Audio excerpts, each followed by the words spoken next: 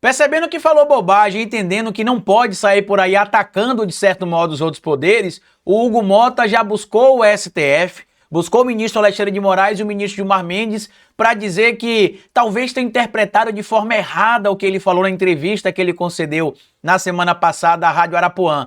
Ele não quis dizer que não se devam ter ali indivíduos condenados por 17 anos, mas que se tem de ter uma ponderação entre aqueles que cometeram crimes mais graves, com a punição mais severa, e aqueles que cometeram crimes menos graves, com a punição menos severa. Os ministros do STF prontamente responderam: foi exatamente isto que aconteceu, presidente. E que se você tivesse pesquisado ou entrado em contato com a corte, você teria acesso aos autos, inclusive, de muitos desses casos aí que tiveram condenação e que tiveram penas menores. Tanto que eu vou mostrar para vocês, inclusive aqui no nosso canal, um material que está disponível no próprio site do STF, que o Playboy da Paraíba, presidente neste momento do STF, Hugo Mota, não fez questão de buscar compreender, ou na verdade até sabe como é que funciona, mas tentou criar uma agitação, viu que não colou e viu que poderia ficar muito ruim para ele e já buscou ali o STF para dizer que, olha, não se preocupem, a gente não vai pautar a anistia, apesar do Bolsonaro estar falando aí que vai ser pauta, a gente não vai pautar, porém, existe um acordo, segundo a bancada do PL, que já foi formalizado com o Hugo Mota, e a gente vai trazer aqui para vocês tudo isso e explicar também a viabilidade ou não dessa história de anistia. De antemão, já adianto para vocês que não irá passar, caso seja aprovada no Congresso, será derrubada no STF, porque este tipo de conduta é inconstitucional. Bora falar um pouco mais sobre isso depois da vinheta.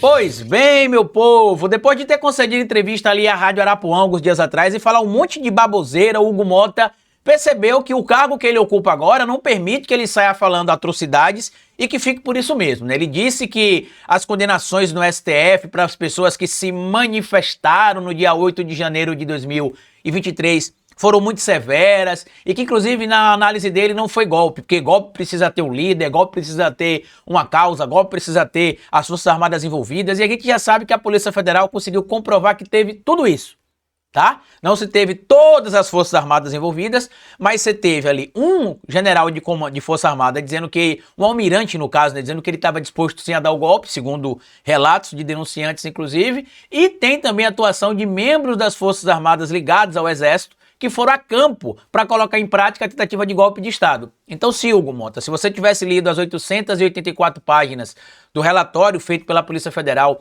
ou tivesse utilizado aí a sua estrutura, né, já que você paga tudo isso com dinheiro público, para que os seus advogados ou assessores tivessem lido e fizessem um resumo para você, você não estaria falando esse tipo de bobagem. Muita gente, inclusive, citou que não é o que o Hugo Mota fez não são falas soltas.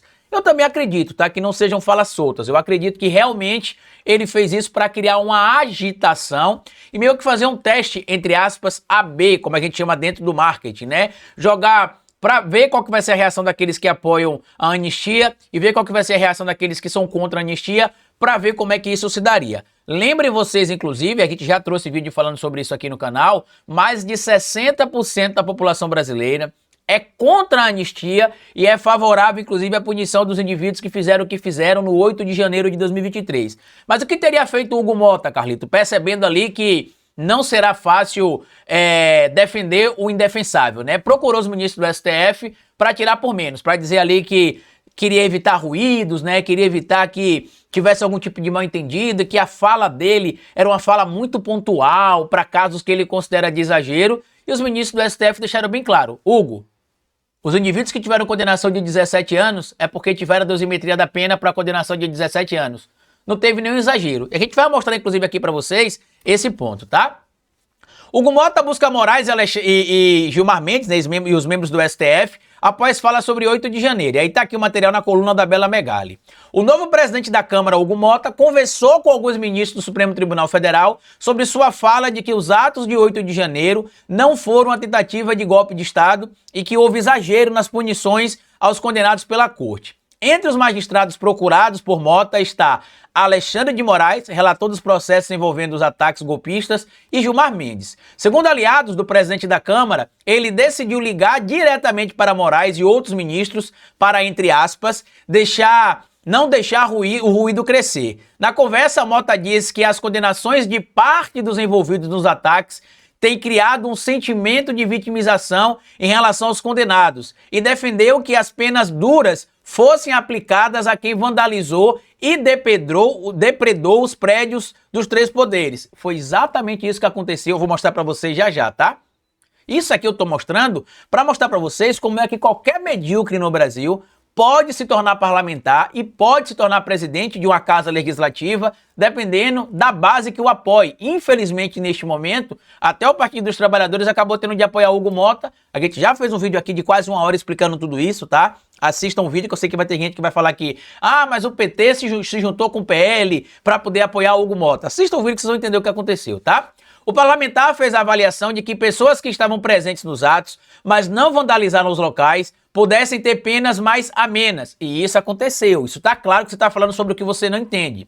Mota afirmou aos magistrados que foi isso que buscou defender na entrevista, que concedeu à rádio Arapuã FM João Pessoa na sexta-feira passada. Lembrando, não foi isso que ele defendeu. Ele disse que não teve golpe de Estado, que foi um exagero falar em golpe de Estado, que tem senhoras que nem estavam no golpe, no ato, né, como ele chamou, na manifestação, e que foram presas e condenadas. E eu pedi para ele citar, inclusive, no vídeo que eu fiz falando sobre esse tema, uma única pessoa que ele possa citar que não estava no ato, que estava passando distante lá e que a polícia pegou e a justiça condenou sem provas.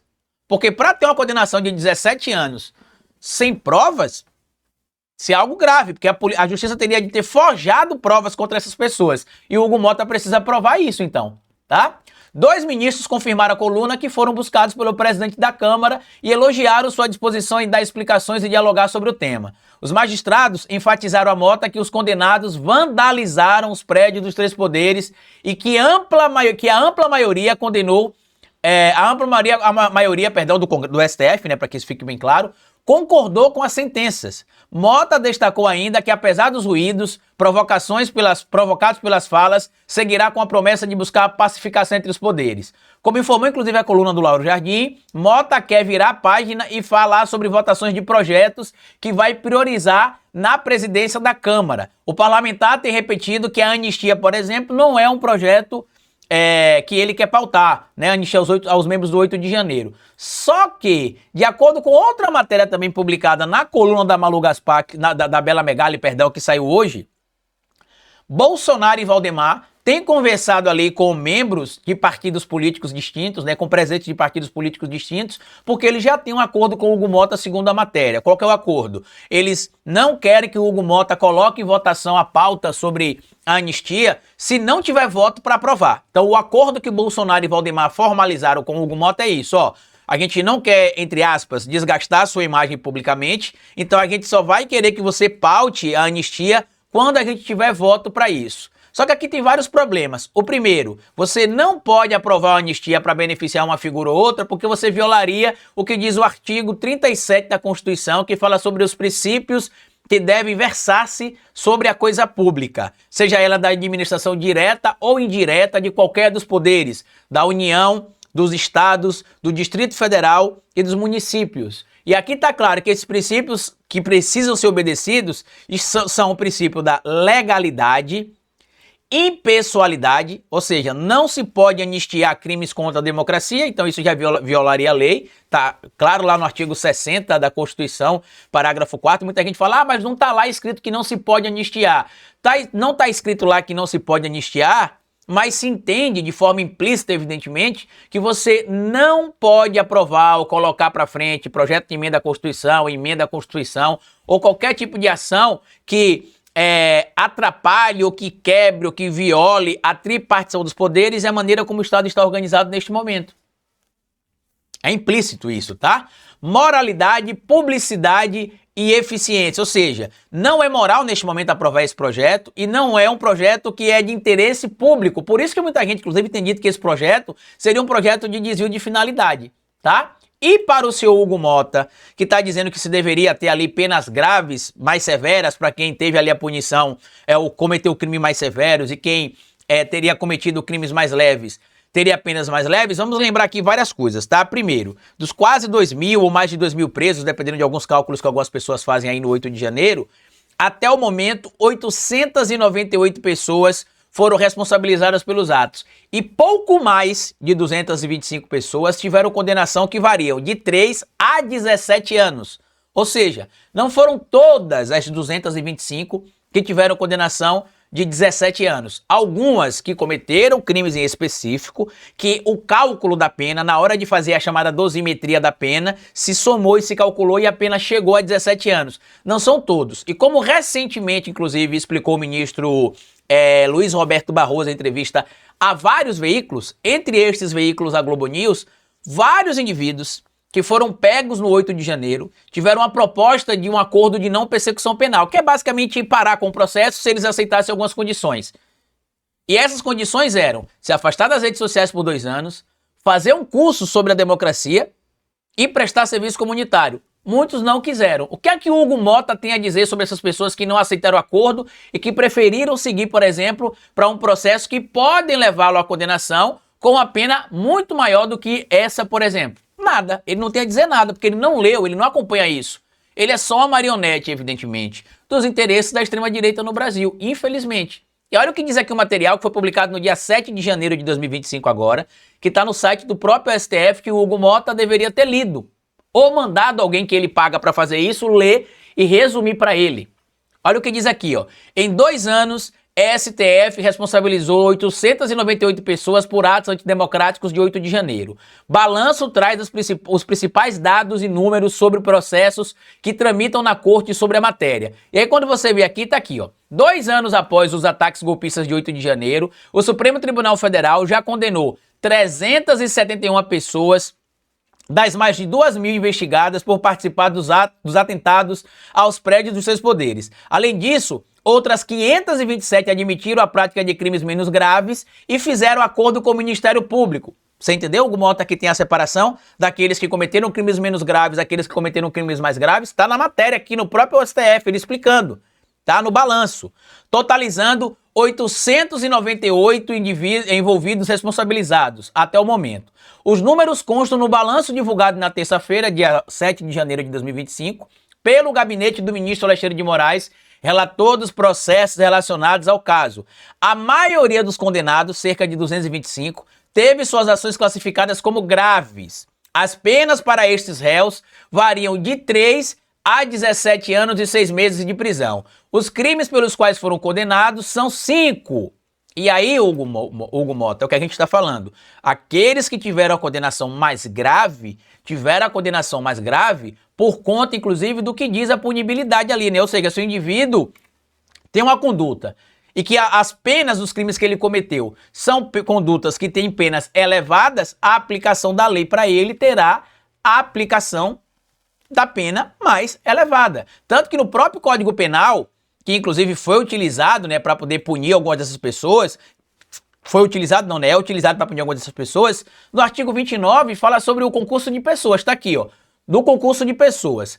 Quem, de qualquer modo, concorre para o crime, incide nas penas a estes cominadas na medida de sua culpabilidade. Parágrafo 1º. Se a participação for de menor importância, a pena pode ser diminuída de 1/6 a 1/3. Então não teve ninguém que foi condenado porque estava passando na porta do STF, não fez nada e pegou uma condenação de 17 anos. Isso é mentira sua e da organização criminosa ligada ao bolsonarismo que fomentou o ato golpista de 8 de janeiro e que o senhor sabe e conhece muitíssimo bem, apesar de ser um playboy da Paraíba.